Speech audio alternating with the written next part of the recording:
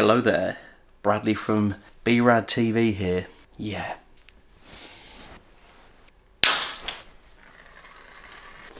Cheers first. Merry Christmas, season's greetings.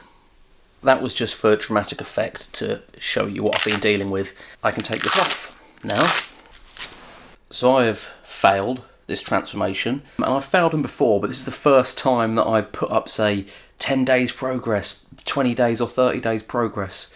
I feel like I've really let people down, I've let myself down. Yeah, we'll get onto those feelings and whatever in a moment. So what happened?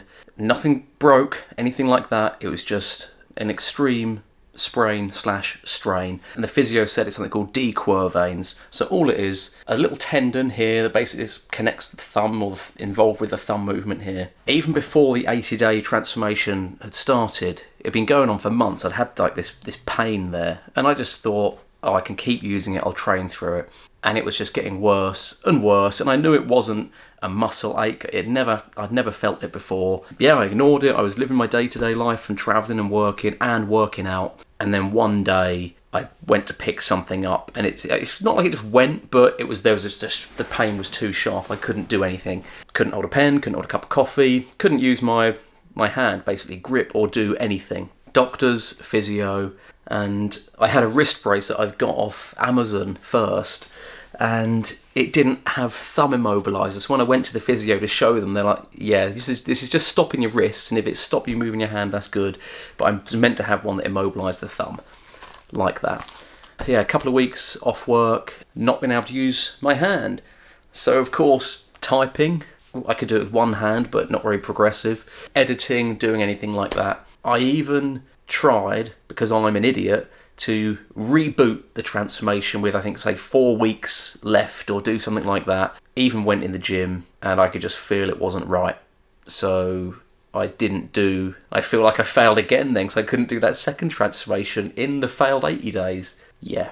And of course, holding my book up, the B-Rad bedroom bodybook, and saying, oh, you can do this as well if you follow my book and do this, and now I'm injured. So hang on, don't follow anything I say because you'll injure yourself. But it was just wear and tear, just constant. Like, I work with my hands, travelling so much, like suitcases, even coming here today to this hotel, I was being so careful because they're heavy suitcases, they're loaded with stuff. You're dragging them and wheeling them in an airport or on a lino, a perfectly flat floor, it's okay, but going through London and upstairs and curbs, you're going to twist, you're going to move your wrist a little bit, so I was being very careful with that. I don't think I've let myself go completely, but I didn't react well initially. And then those 2 weeks off work, so I've got a projector, not a TV, so to use it after the curtains drawn, I was locked away inside, curtains drawn.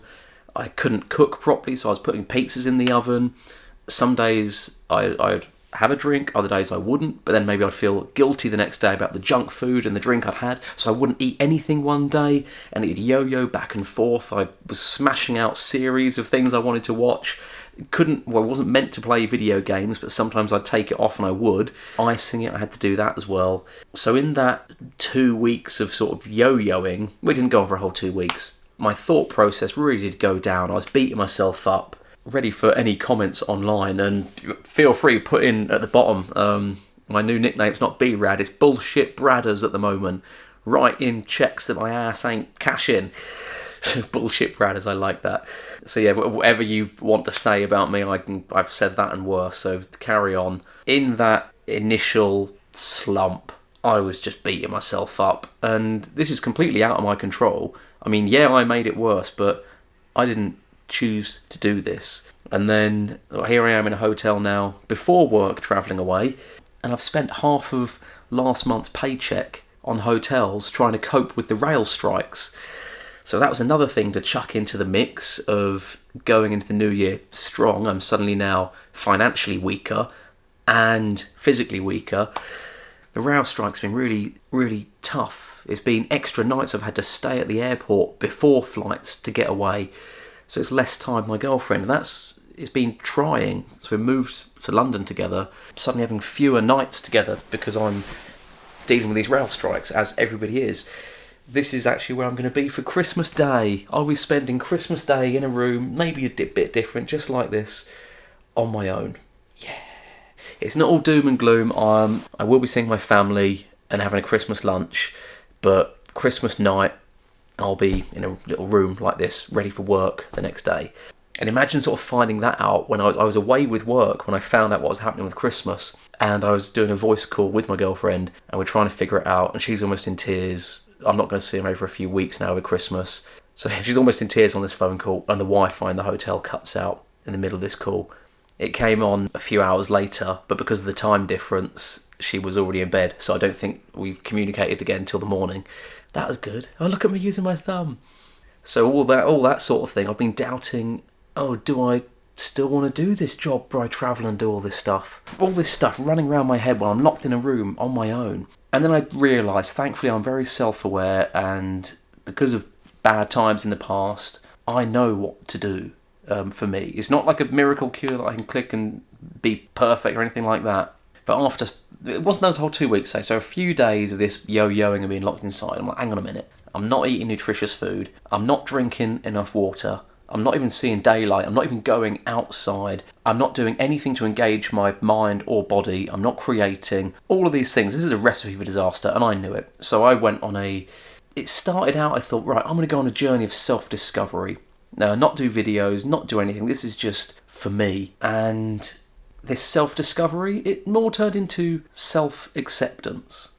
Enjoying my time off without being too indulgent. Having a drink without getting blotto drunk and doing anything I regret. Enjoying meals with my partner. Going for walks just to be out and be active. Not having to smash it in the gym and go nuts. Like my journey even took me to Amsterdam, where they've got really good museums and really good art. Like the art is so good. I had like an out-of-body experience. This artwork they've got out there is really good. So that was incredible.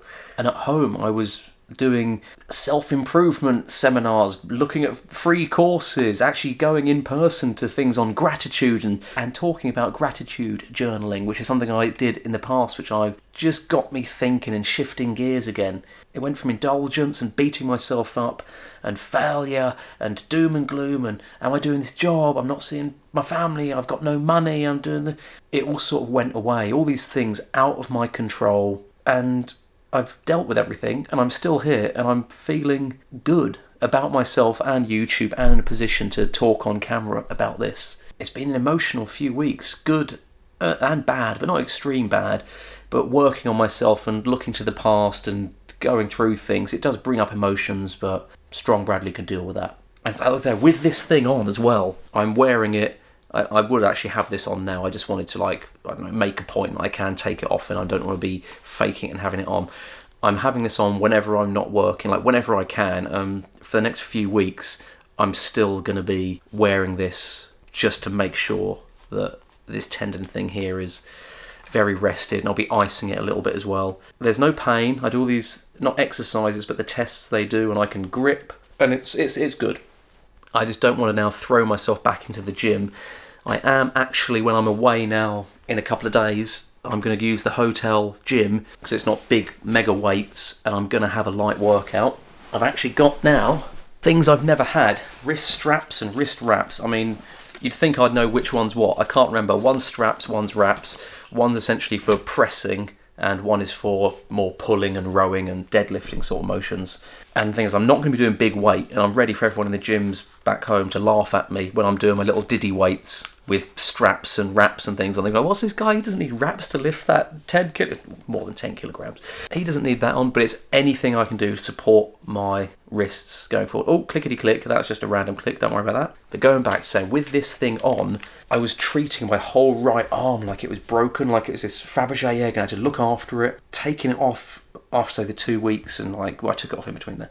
So finally, sort of going back to work and using it, my whole arm felt weird. It just moving my hand, I was like, oh, is that the pain? I was like, no, it's not the pain. It's just because you haven't been using it properly. But I mean, weights are so good. I haven't lifted weights in weeks, but I've still got arms and I've still got muscle under here. Like, weights are just so brilliant, so brilliant. I'm glad I've got that foundation still under a bit of chub and a little bit weaker. I will apologise for failing at transformation because I did. Injury or no, out of my control or whatever. I said I'd do something, I didn't do it. But doesn't mean I'm permanently a failure and I can't do anything. So that's fine. Moving forward, I don't want to be doing transformations with like a set time limit.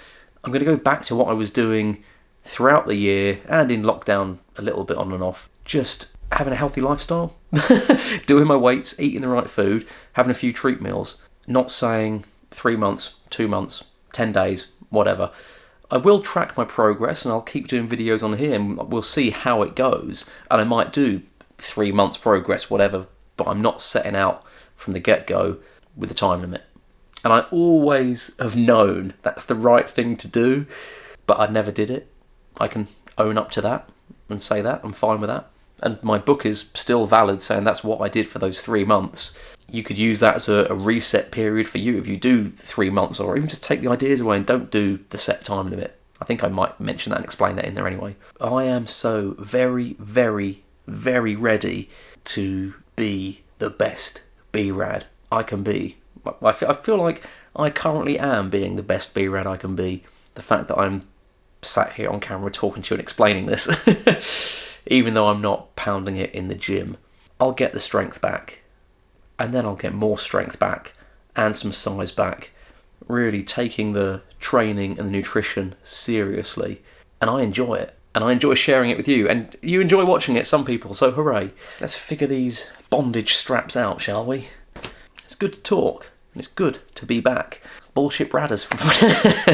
God damn, that's going to stick, isn't it? We'll say cheers, Merry Christmas.